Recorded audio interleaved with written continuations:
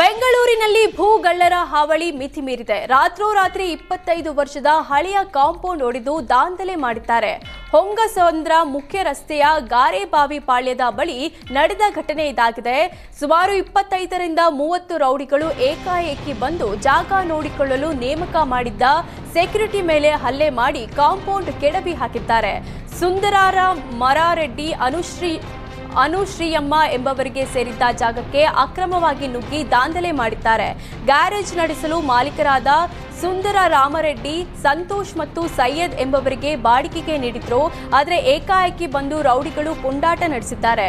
ತಡರಾತ್ರಿ ದುಷ್ಕರ್ಮಿಗಳ ಅಟ್ಟಹಾಸಕ್ಕೆ ಹೊಂಗಸಂದ್ರ ಜನ ಬೆಚ್ಚಿ ಬಿದ್ರೆ ಎತ್ತ ಬೊಮ್ಮನಹಳ್ಳಿ ಪೊಲೀಸ್ ಠಾಣೆಗೆ ದೂರು ದಾಖಲಿಸಲಾಗಿದೆ.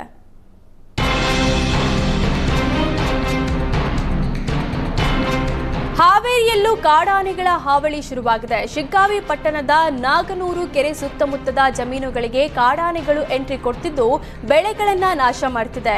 ವೀಳ್ಯದೆಲೆ, ಅಡಿಕೆ, ಬಾಳೆ ಸೇರಿದಂತೆ ಹಲವು ಬೆಳೆಗಳನ್ನ ತಿಂದು ತೆಗೆದಿದ್ದು ಕಾಡಾನೆಗಳ ಉಪಟಳಕ್ಕೆ ರೈತರು ಬೆಚ್ಚಿ ಬಿದ್ದಿದ್ದಾರೆ. ಕಾಡಾನೆಗಳನ್ನ ನಿಯಂತ್ರಿಸದ ಅರಣ್ಯ ಇಲಾಖೆ ವಿರುದ್ಧ ಗ್ರಾಮಸ್ಥರು ಆಕ್ರೋಶ ಹೊರಹಾಕಿದ್ರು.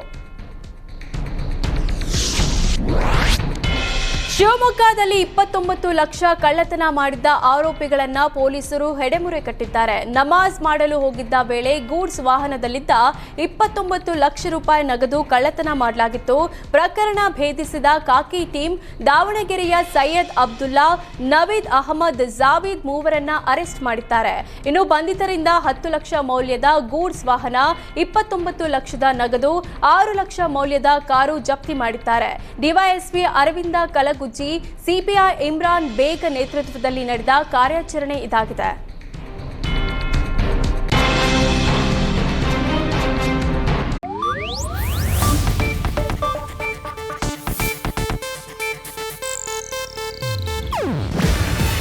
ಇದು ಏಷ್ಯಾನೆಟ್ ನ್ಯೂಸ್ ನೆಟ್ವರ್ಕ್ ಪ್ರಸ್ತುತಿ. ನೀವು ನೋಡ್ತಿದ್ದೀರಾ ಏಷ್ಯಾನೆಟ್ ಸುವರ್ಣ ನ್ಯೂಸ್.